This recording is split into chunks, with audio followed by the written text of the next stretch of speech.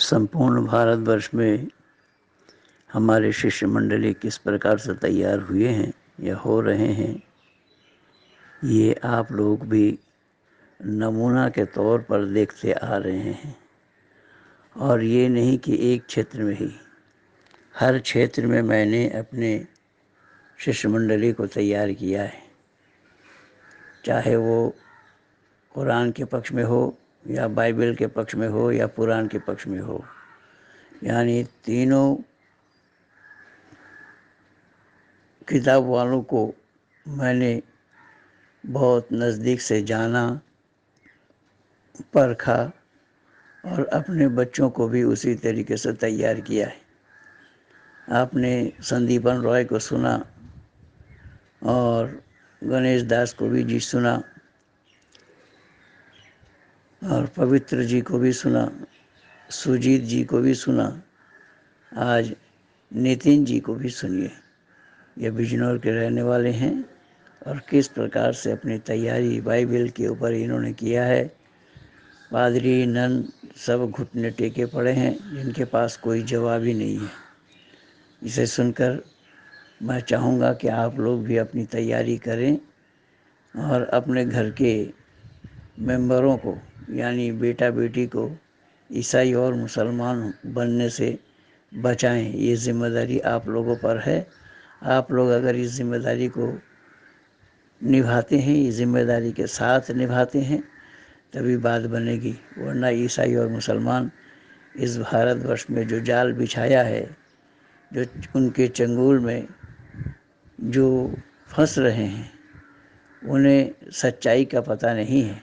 इसलिए वीडियो को सुनिए और सच्चाई को अपने जीवन में उतारिए। ईसाई और मुसलमानों को उत्तर देने के लिए इन विचारों को अवश्य सुनना चाहिए, जिससे कि बाइबल वाले परास्त हो सके। धर्म प्रेमी सज्जनों तथा आर्य बंधुओं, संपूर्ण भारतवर्ष में हमारे शिष्य मंडली किस प्रकार से तैयार हुए हैं या हो रहे हैं, ये आप लोग भी नमूना के तौर पर देखते आ रहे हैं। और ये नहीं कि एक क्षेत्र में ही, हर क्षेत्र में मैंने अपने शिष्य मंडली को तैयार किया है, चाहे वो कुरान के पक्ष में हो या बाइबल के पक्ष में हो या पुराण के पक्ष में हो। यानी तीनों किताब वालों को मैंने बहुत नज़दीक से जाना, परखा और अपने बच्चों को भी उसी तरीके से तैयार किया है। आपने संदीपन रॉय को सुना और गणेश दास को भी जी सुना और पवित्र जी को भी सुना, सुजीत जी को भी सुना, आज नितिन जी को भी सुनिए। ये बिजनौर के रहने वाले हैं और किस प्रकार से अपनी तैयारी बाइबल के ऊपर इन्होंने किया है। पादरी नन सब घुटने टेके पड़े हैं, जिनके पास कोई जवाब ही नहीं है। इसे सुनकर मैं चाहूँगा कि आप लोग भी अपनी तैयारी करें और अपने घर के मेंबरों को, यानी बेटा बेटी को ईसाई और मुसलमान बनने से बचाएं। ये जिम्मेदारी आप लोगों पर है। आप लोग अगर इस जिम्मेदारी को निभाते हैं, इस जिम्मेदारी के साथ निभाते हैं, तभी बात बनेगी। वरना ईसाई और मुसलमान इस भारतवर्ष में जो जाल बिछाया है, जो उनके चंगुल में जो फंस रहे हैं, उन्हें सच्चाई का पता नहीं है। इसलिए वीडियो को सुनिए और सच्चाई को अपने जीवन में उतारिए। ईसाई और मुसलमानों को उत्तर देने के लिए इन विचारों को अवश्य सुनना चाहिए, जिससे कि बाइबल वाले परास्त हो सकते हैं। धन्यवाद के साथ महेंद्र पालारी। यीशु किस लिए आए थे हमारे लिए? हमारे पापों को मिटाने के लिए। पापों? हमारे बोझों को उठाने के लिए, हमारे पापों को मिटाने के लिए जैसे दुनिया में आए। अच्छा, तो और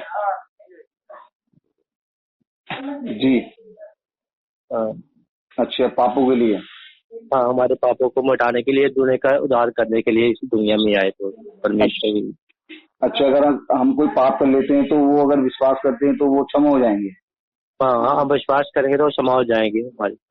परमेश्वर से मांगे। जी जी जी जी। हाँ। अगर क्या नाम मैं आपके साथ कोई आप क्या चोरी कर लेता हूँ और उसके बाद क्या नाम जो है फिर मैं मुझे महसूस देता है कि मैंने पाप किया है, मैं विश्वास कर लेता हूँ तो मेरे पाप क्षमा हो गए, तो आपके साथ ईश्वर ने, जो एक्चुअल ईश्वर है जिसे आपने और मुझे दोनों को बनाया है, तो आपके साथ न्याय कहाँ हुआ? हाँ। बताइए, आप क्लियर करिए इसको। हाँ जी।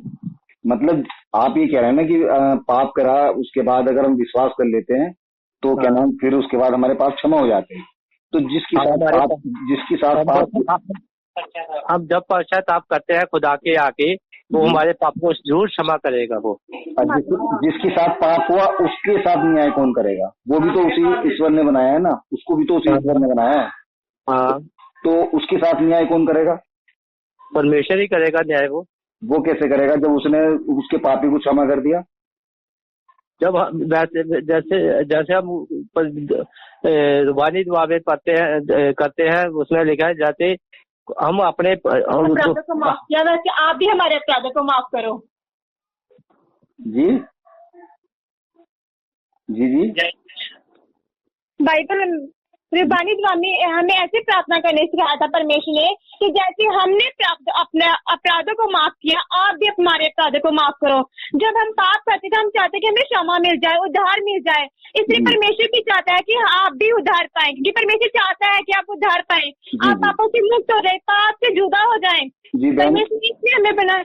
जी बहन, वो मेरा वो सवाल था कि क्या नाम वो बात ठीक है, मैंने क्या नाम वो प्रार्थना करी, मैंने उस ईश्वर से प्रार्थना करी कि मैंने जो पाप किए वो मेरे क्षमा हो जाए, लेकिन जिसके साथ मैंने पाप किया है तो उसको बनाने वाला भी तो वही ईश्वर है, तो उसके साथ न्याय कैसा हुआ? किसके साथ? यीशु मसीह के साथ? नहीं नहीं नहीं, मेरा तात्पर्य ये था कि मान लो कोई पाप किया किसी ने, ठीक है, और उसने बाद में उसे एहसास हुआ कि मैंने पाप किया, और मैंने पाप जब किया तो उसने आपके अकॉर्डिंग मान लो यीशु मसीह से उसने प्रार्थना करी कि मैं जो है ये पाप दोबारा नहीं करूंगा, और क्या नाम जो है मेरे, तो उसके पाप क्षमा हो गए। तो जिसके साथ उन्होंने पाप किया उसको न्याय कौन देगा? मतलब थोड़ा सा समझाओ। क्योंकि उसको बनाने वाला भी तो ईश्वर है ना। परमेश्वर हर एक के अपराध माफ करता है। जब आप अपने अपराध को मान लेते हो, पाए वो कोई भी पापी हो, पाए चोरी का, तो विचार जो मर्जी पाप करो आप, बल्कि जब आप परमेश्वर के आगे कहते हो कि परमेश्वर में माफ कर दो, हम आगे से पाप नहीं करेंगे, तो वो आपको माफ जरूर करेंगे। परमेश्वर माफ करने वाला परमेश्वर इसलिए दुनिया में उद्धार करने के लिए वो पापियों के लिए आया था। बहन, मैं आपकी बात से सहमत हूँ, लेकिन जिसके साथ पाप किया गया ना उसको उस ईश्वर ने उसे न्याय कैसे दिया? उसे भी तो न्याय देगा ना ईश्वर, क्योंकि वो उसका भी तो पिता है ना। जिसके साथ पाप किया, अगर वो उसने पाप किया है तो उसका न्याय जरूर होगा, क्योंकि परमेश्वर हर एक का न्याय करेगा, छोटे बड़े सब। तो जब उसके पापी को उसने क्षमा कर दिया तो उसके साथ न्याय कहाँ हुआ? उसके साथ तो अन्याय हो गया। ठीक है, आपके बच्चे अमल के आपके बच्चे दो हैं, एक ने पाप किया और एक ने पाप नहीं किया, क्या आप उसे माफ नहीं करेंगे? जी बिल्कुल, क्योंकि मैं क्या नाम जो है सांसारिक पिता हूँ, इसलिए मैं बड़े आराम से कर सकता हूँ, लेकिन वो जो ईश्वर, बहन मेरी बात सुनिए, मैं सांसारिक वो जो आप बात कर रही हैं, ठीक है, मैं जो हूँ, आपने ये कहा कि मैं अपने बेटे की क्षमा कर सकता हूँ, लेकिन जो दूसरा है उसे तो मैं क्षमा नहीं कर सकता, क्योंकि उस पर मेरी भावना जुड़ी हुई नहीं है, क्योंकि उसका बाप तो कोई और है। लेकिन अगर आप मेरे बेटों का अगर आप उदाहरण देकर के बता रही कि मेरे दो बेटे हैं और मैं लेकिन मैं दूसरों को तो न्याय दूंगा ना, उसके साथ अन्याय तो नहीं कर पाऊंगा। अगर उसने मेरे बेटे ने, अगर मैंने उसे क्षमा कर दिया, लेकिन मैं दूसरे बेटे को उसे भी तो न्याय दूंगा ना, अगर उसने उसके साथ पाप किया तो। अगर मैं ऐसा अपने बेटे को, दूसरे वाले को जिसके साथ पाप हुआ, अगर उसे साथ में न्याय नहीं करता तो मैं तो अन्यायकारी कहलाऊंगा। आपसे कहने का मतलब कि एक ने पाप किया है, एक ही साथ किसी ने पाप किया है जी, उसका न्याय कौन करेगा? मतलब हाँ, जिसके साथ पाप हुआ उसका न्याय कैसा हुआ? जिसने पाप किया उसका न्याय कैसे हुआ? मेरे को मैंने सोच रहा ना, क्योंकि परमेश्वर ने हर एक गल का सवाल का जवाब दिता बाइबल से। जी जी की ओदा नाम की दीना दी कुड़ी सी, किसे कर दी गल करन दिया कि जो अही पाप करते हैं ਉਹ ਤੇ ਮੈਨੂੰ ਪਤਾ, ਪਰ ਕਿਸੇ ਨਾ ਪਾਪ ਕੀਤਾ, ਮਤਲਬ ਕਿ ਪਰਮੇਸ਼ਰ ਨੇ ਕਿਹਾ ਕਿਸੇ ਨਾ ਪਾਪ ਕੀਤਾ ਤੇ ਉਹਦਾ ਨਿਆਂ ਕਿੱਦਾਂ। ਤੇ ਇਹੀ ਭਾਜੀ ਸਵਾਲ ਪੁੱਛਣਾ, ਜਦੋਂ ਕਿਸੇ ਨੇ ਮਤਲਬ ਕਿ ਉਹਨੇ ਕਿਸੇ ਨਾਲ ਪਾਪ ਕੀਤਾ ਤੇ ਉਹਦਾ ਨਿਆਂ ਕਿੱਦਾਂ ਹੋਵੇਗਾ, ਏਦਾਂ ਹੀ सवाल पूछा ना। देखिए आप हिंदी में करिए थोड़ा सा, मुझसे क्या नाम जो है पंजाबी समझ में नहीं आती। मतलब किसी व्यक्ति ने मतलब जो है आपके यहाँ चोरी करी, ठीक है, चोरी करने वाले ने जो एहसास हुआ कि मैंने चोरी करी, गलत काम किया, उसने हाँ। उसने यीशु पे विश्वास किया, विश्वास करने के बाद उसने क्षमा मांग ली, मैं आज के बाद चोरी नहीं करूंगा, तो उसके पाप क्षमा हो गए, ठीक है। हाँ जी। लेकिन जिसके यहाँ चोरी हुई उसको बनाने वाले भी तो ईश्वर है ना, तो उसको न्याय कैसे देगा ईश्वर? उसने तो पापी को क्षमा कर दिया। ठीक है, ठीक। आपने बोला कि इसने चोरी की है और उसके घर वो चोर लेके चला गया, तो जब उसको जब उसने पश्चाताप किया तो क्या उसका धन, जिसने चोर ने चोरी की थी, क्या वो धन वापस उसको नहीं करेगा? वो उसके घर जाएगा, पश्चाताप करेगा तो उसके घर जाएगा, उसको लौटाएगा और उसके कहेगा मुझे माफ कर दे। नहीं, वो तो माफ एक एक्चुअली वो चलो उससे उसने माफी मांग ली, लेकिन मैं ईश्वर की न्याय की बात कर रहा हूँ। ईश्वर को नहीं और देगा, बताइए कैसे देगा? ठीक है, मतलब कि जिन्हें उन्हें माफी मांग ली, चल ठीक है, उन्हें माफ करते, पापी है, जिन्हें चोरी की थी पाप माफ हो गए, है ना। जी जी जी हाँ, उसके पाप। अब जिसके घर में चोरी है, अब उसके बारे में बात कर रही है ना। जी चलिए, अच्छा उस पर छोड़िए, आप बहन, आप अच्छा अगर क्या नाम आप बहन है तो आप मुझे फिर उस पर बताइए, उस पर आप मुझे अच्छी तरह बता पाएंगी क्या? क्या नाम, जो यहोवा ने फल खाया था, वो सॉरी हव्वा ने फल खाया था, हाँ जी। तो उसमें हव्वा ने, जबकि फल खाने के लिए मना किया गया था आदम को, ना कि हव्वा को, तो हाँ। जब हव्वा ने फल खाया था तो फिर उसने पूरी स्त्री जाति को श्राप क्यों दिया यहोवा ने? पाप पिता उन्होंने स्त्री जाति के साथ तो अन्याय किया ना यहोवा ने। एक मिनट मेरी गल सुनो तुसी। आदम ने तो हवा ने क्या ही ना कि ते फल नहीं खाना, क्या ना? आदम ने कहा था हव्वा से, लेकिन यहोवा ने तो सिर्फ आदम को कहा था ना कि तू ये फल नहीं खाना, और फल खाया था हव्वा ने, और हव्वा ने फल खिलाया था आदम को। चलो ठीक है, यहोवा ने आदम को कहा था कि ये फल नहीं खाना, है ना। अच्छा, हिंदी नहीं बोली तो उसमें स्त्री जाति को जो श्राप दिया यहोवा ने कि तू बच्चा जनेगी, तू पीड़ा भोगेगी, और जो है तो ये स्त्री जाति के साथ अन्याय नहीं किया। एक मिनट रुक जा। आज यहोवा ने आदम से कहा था कि तू इस वृक्ष का फल नहीं खाना, बाकी सब वृक्ष का फल खाना, है ना, ये कहा था ना आदम? हाँ जी, आदम को कहा था ना, हव्वा से नहीं कहा था। आदम ने कहा था, आदम को कहा था, हव्वा से नहीं कहा था, लेकिन फल हव्वा ने खाया था, तो फिर स्त्री जाति को श्राप क्यों दिया कि तू? लेकिन आपके सब सवाल का जवाब देंगे, शांत हो जाइए, मेरी आप पहली बात का मतलब समझिए। आदम को तो यहोवा ने कह दिया कि तू इस वृक्ष का फल कभी मत खाना, ठीक है। हवा क्या है? आदम की पत्नी जी, उसकी है, उसकी हेल्पर है ना, हेल्पर। नहीं, हेल्पर क्यों है? हेल्पर क्या होता है? हेल्पर मदद करने वाली। पत्नी अर्धांगिनी होती है पति की, उसकी अर्धांगिनी होती है। हेल्पर में उसमें दोनों में फर्क डिफरेंट हो जाएगा ना। नहीं, आप समझे नहीं। जब आप ध्यान से पढ़ो तो यहोवा ने आदम, जब सब लोग तो ध्यान से पढ़े, अगर चलो इस पे अगर आप मुझे बताना चाहती हैं तो क्या ये बता सकती हैं ये औरत में आत्मा होती है? होती है, क्यों नहीं होती? बताइए, बाइबल से बताइए, आत्मा, औरत के अंदर आत्मा बताइए बाइबल से। आदम के अंदर थी ना, आदम के अंदर तो सांस फूका था, साफ फूका था। औरत और हव्वा को तो पसली से बनाया था, सांस तो नहीं फूका था। अच्छा, तो बताइए, तो जमते हैं तो हमारे अंदर सांस है कि नहीं? नहीं, सांस मेरे सवाल का बताइए ना फिर आप। जी बताइए। क्या हमारे अंदर सांस है? हम भी तो अपनी माता के गर्भ में जन्मे हैं, हमारे अंदर सांस है। नहीं, मैं बाइबिल से बात कर रहा हूँ कि जब उसे मिट्टी से बनाया आदम को, तो उसके अंदर सांस फूका, यानी आत्मा फूकी। तो अब उसके बाद जो है, जब हव्वा को बनाया गया तो पसली से बनाया, तो उसके अंदर तो सांस नहीं फूकी थी ना। सांस और, वो तो एक बात मैं आपको और बता दूं, आप प्रोटेस्टेंट हैं जो 66 बुक्स को मानते हैं, लेकिन सबसे ज्यादा रोमन कैथोलिक है, वो औरत में आत्मा नहीं मानते, जिसकी जो है पूरे वर्ल्ड में जिनकी गिनती सबसे ज्यादा है, कम से 60% है। अच्छा, रोमन क्या आप रोमन कैथोलिक वाले हैं? नहीं, मैं तो कोई सा भी नहीं हूँ। मैं तो क्या नाम जानना चाह रहा हूँ कि क्या नाम मैं तो ये मान के आना चाहता हूँ, जानना चाह रहा हूँ मैं यीशु के बारे में। अच्छा आप जानना चाहते हैं परमेश्वर के बारे? ये तो जब तो मैंने बाइबिल पढ़ी, जब तो मैं आपसे सवाल कर रहा हूँ, अगर कोई मुझे संतुष्टि भरा जवाब दे दे। अच्छा, चल ठीक है, मैं आपको जरूर दूंगी। परमेश्वर की इच्छा होगी तो भी आपको जवाब मिल जाएगा। ठीक जी, ठीक है। क्यों परमेश्वर की इच्छा नहीं है कि मैं आना चाहूँ इसमें? वो चाहते हैं कि आए आप, क्योंकि परमेश्वर ने इसलिए बनाया। बाइबल में लिखा है कि अगर आप परमेश्वर को नहीं ढूंढेंगे तो आपको दंड मिलेगा। अगर नहीं ढूंढेंगे तो वो दंड मिलेगा आपको, अगर आप परमेश्वर नहीं खोजेंगे। तो आप मुझे बताएंगे ना, आप मुझे बताइए ना, क्योंकि मती में ये भी बताया गया है कि कोई अगर मुझसे क्या नाम मेरे बारे में पूछे या कोई पवित्र, तो पवित्र शास्त्र उसको क्या नाम मेरे बारे में बताइए।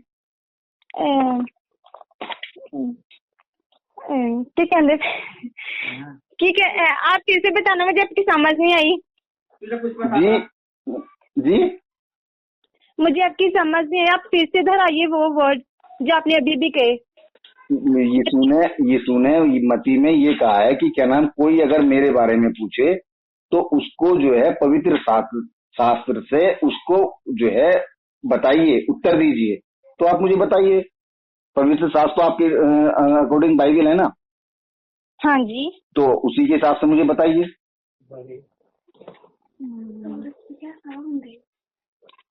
अच्छा, आप मुझे उस शब्द के दिन पे अगर जो है, जब यीशु को सूली पे चढ़ा दिया गया था, उसके बाद जब उनको दफना दिया गया था, तो उस समय पहले उसमें 4 के सुसमाचार आते हैं, यूहन्ना, लूका, मत्ती और मरकुस, 4 के शब्द के दिन पे। आप चारों को पढ़ेंगे तो चारों की आपस में तालमेल नहीं है। मती कह रहा है कि कब्र पे 2 स्त्रियां आई, मरकुस कहता है कि कब्र पे 3 स्त्रियां थी, लूका कहता है कि 3 से अधिक थी, और क्या नाम उसमें मरकुस कहता है कि क्या नाम जो है एक स्वर्गदूत था, लूका कहता है कि 2 स्वर्गदूत थे, एक कह रहा है कि क्या नाम जो है भूकंप आया था। तो मतलब आपस में जो अगर ईश्वर की प्रेरणा से लिखी गई थी, तो इतना बड़ा क्या नाम अंतर कैसे हो सकता है? रुकिए, अब मैं आपको बताती हूँ। भूकंप आया था, ये बात सच है कि भूकंप आया था, भूकंप भी आया था, अंधकार भी छाया गया था जब परमेश्वर ने अपनी जान दी थी। वो उस समय की बात कर रहे हैं आप, जब सूली पे चढ़ाया गया था। मैं जब की बात कर रहा हूँ जब वो उनको जो है उसमें कब्र में दफना दिया गया था। दफना दिया गया था, उस समय इतना बड़ा भूचाल आया था। उस समय नहीं आया था। आप पढ़िए, वो उस समय की बात है जिस समय वे सूली पे चढ़ाए गए थे। और जब सूली पे चढ़ाए गए थे तो उस समय भी वे रोए थे कि उस समय भी डर लग रहा था उनको। भाई साहब, अच्छा, डरने के ऊपर ही मैं आपको बताता हूँ। यूहन्ना 7 का 1 पढ़िए। अच्छा, दूसरी बाइबल मिल रहा है क्या? यूहन्ना 7 का 1 पढ़िए। रुक जरा, हिंदी वाले जरा से जाए और सामने मैं पढ़ के सुनाऊं?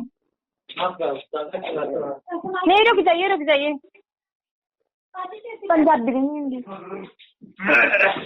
ओफो, यूहन्ना 7:10।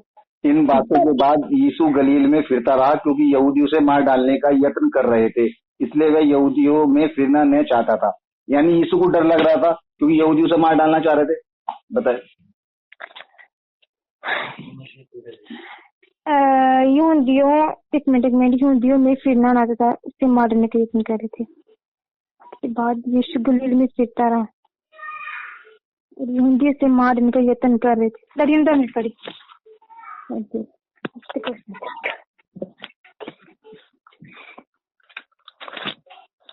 यूहन्ना जी।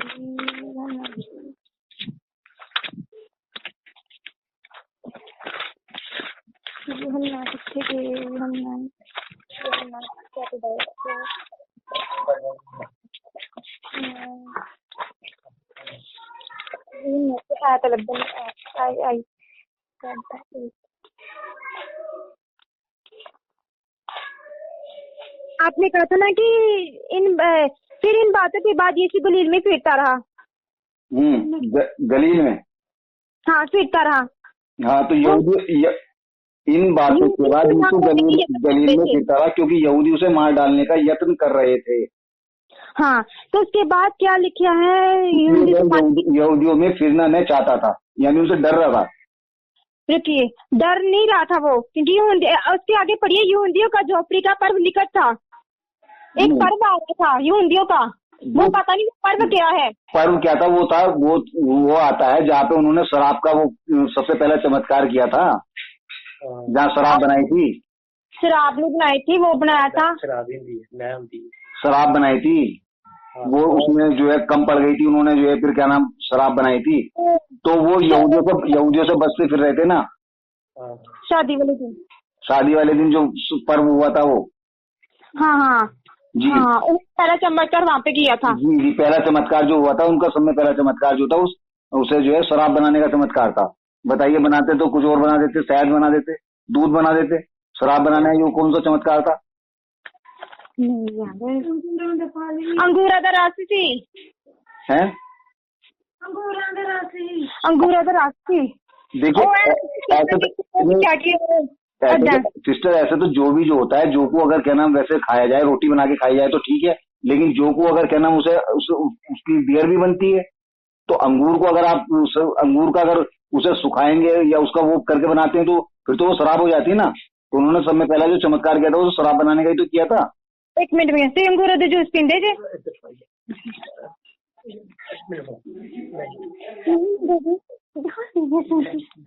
क्योंकि अंगूरा दा रस सारे पींदे, तो मैं थोड़ी कि सारे शराब पींदे जे।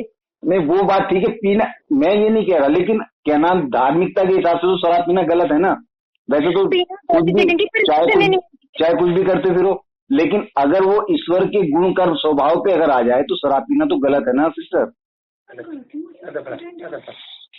एक मिनट, आप अपने बच्चों को शराब पिलाएंगी? मैं तो कुंवारी जे। सिस्टर, मैं समझ आता हूँ, माफी चाहता हूँ, लेकिन अगर क्या नाम आप अपना भाई, आपका छोटा भाई हो, तो आप अपने भाई को शराब थोड़ी पिलाना चाहेंगी। अगर वो पीता हो तो आप मना करेंगी कि भाई शराब मत पी। अरे भाई साहब, मेरी बात सुनो, वो तो एक चमत्कार करना था परमेश्वर वो तो एक परमेश्वर का चमत्कार करना था। शादी में जो मैं बनाई थे ना, जिसे हम शराब कहते हैं, मेरी बात सुनो, मैं जो होती है एक शराब के तौर वैसे ब्याह शादी हम जाते हैं जब, मेरी बात सुनो। जी जी भाई, ठीक है, जब हम